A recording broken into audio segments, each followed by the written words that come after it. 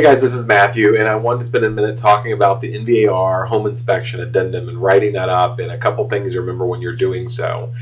First and foremost, when you're doing your home inspection, you have X number of days that you negotiated. So if you put 7 days in there, you have until 9 p.m. on the 7th day to deliver both the home inspection report by the home inspector as well as a list of deficiencies and exactly what your buyer requests to be fixed from the seller by that 9 p.m. time. So it's two parts. You can't just send one by 9 p.m. and go, I'll get the rest of you tomorrow when we type it up. You need to have both in order to meet the contingency deadline.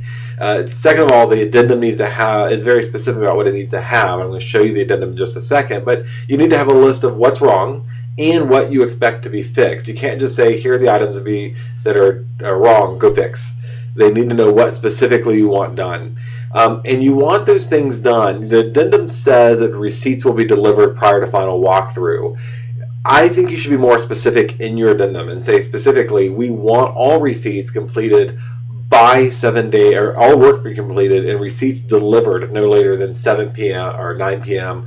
on 7 days prior to the scheduled closing date. And we'll talk about why that is in a minute. You want to make sure you get receipts, and you're going to want to do 2 walkthroughs. That the contract gives you, and we'll just go look at it real quick. Under paragraph 11 in the contract, paragraph 11 of the contract gives that's the access to property. And that paragraph says that you have 7 days prior to closing to do your walkthrough or your inspections, and it's plural. It used to be singular, and it was 5 days. Now it's 7 days and it's plural. So here we go. The seller will provide broker, buyer, inspectors, all those people. In addition, the buyer or buyer's representative will have the right to make walkthrough inspections within 7 days prior to settlement and or occupancy unless otherwise agreed to by buyer and seller. So you could go, we want them 10 days out or 4 days out, depending on how you negotiate it. By default, you have 7 days to make inspections plural. And a habit that I've seen a lot of agents get into that's a really, really bad habit is that you have an 11 a.m. closing, and at 9 a.m. you're going to go do your walkthrough, and surprise, there's something wrong with the property, and repairs weren't done from the home inspection or some other issue. You've given yourself no time to repair those before the scheduled settlement date time, and now you're running around trying to figure out if it's escrow allowed or can it be fixed or what needs to be done. And 9 times out of 10, there's no escrow allowed, so you're going to have to extend closing.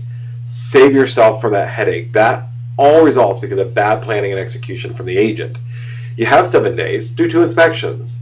Do one 6 or 7 days before closing. So if all the repairs and receipts are being delivered no later than 7 days prior to closing by 9 p.m., because that's when a day ends in our contract, then go do your first walkthrough inspection on that 7th or 6th day prior to closing, so you can go through with the list of all the stuff on the home inspection addendum to make sure those things are repaired.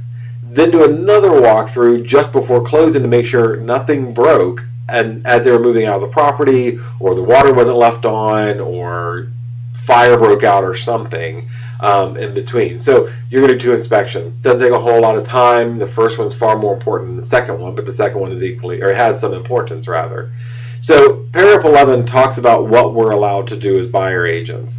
Now we go back to the addendum. So let's say that we've done our home inspection and we get this report and it's got some things that are wrong with the property. And this particular report for the property shows that the deck railings are bad.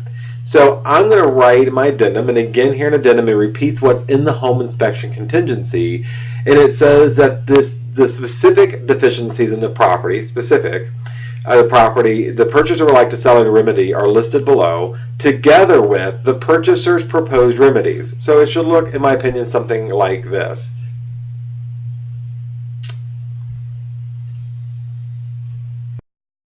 My copy paste didn't work, so I went and paused the video, but you'll get the point. So the first area that I put in brackets is Home Inspection Report number 2, page 4. So this is number 2 item, and it is on page 4. So that they know exactly where in the report to go look to have a frame of reference that has the pictures and itemization.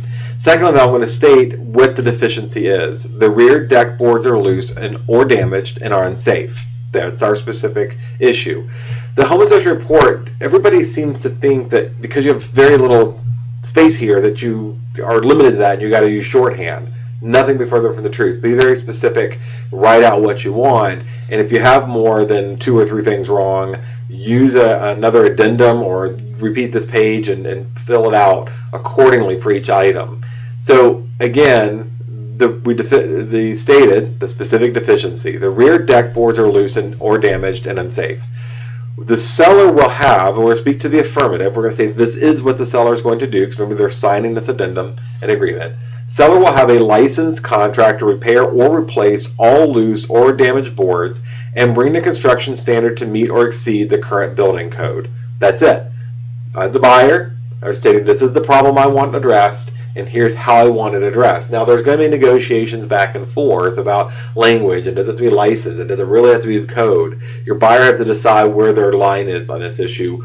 Our job is to ask for the best protection and standard for our client. And then when you get to the bottom, after you've typed everything else out, then add the seller shall deliver to the buyer all receipts related to this work no later than 9 p.m. 7 days prior to closing. Okay, so the seller shall, after this say, shall have all work completed and deliver to the buyer all receipts related to the work no later than 9 p.m. 7 days prior to closing.